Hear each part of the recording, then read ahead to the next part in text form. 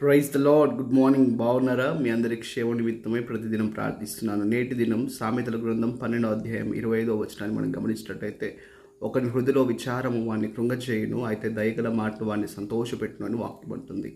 అవును, దయగలిగినటువంటి మాటల మూలంగా ఎదుటి వ్యక్తి హృదయము అది సంతోషించబడుతుందని వాక్యం చాలా స్పష్టంగా సెలవిస్తుంటుంది.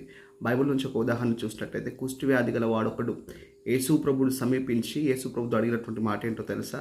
నీకు ఇష్టమైతే నన్ను శుద్ధునిగా చేయమని ప్రభువుని అడిగాడు. అయితే యేసుక్రీస్తు ప్రభు వారిని నెట్టివేయలేదు, వారిని దుర్భాషలాడలేదు, వారిని దూరం పెట్టలేదు. కానీ వానితో ఆయన చెప్పినటువంటి మాట ఏంటో తెలుసా? నీవు నాకు ఇష్టమే అన్నాడు. కాబట్టి వాని స్థితిని చూసి ఆయన అసహించుకోలేదు, కానీ వాని ఇష్టపడి, వాని కనికరపడి, వాని ప్రేమించి, వాని దరిచేర్చుకొని వాని స్వస్థపరిచాడు.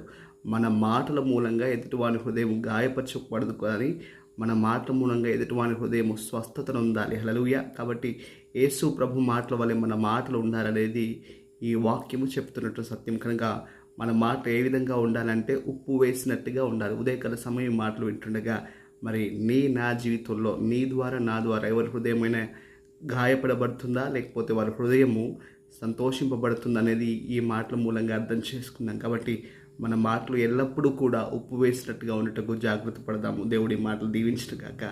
ఆమేన్.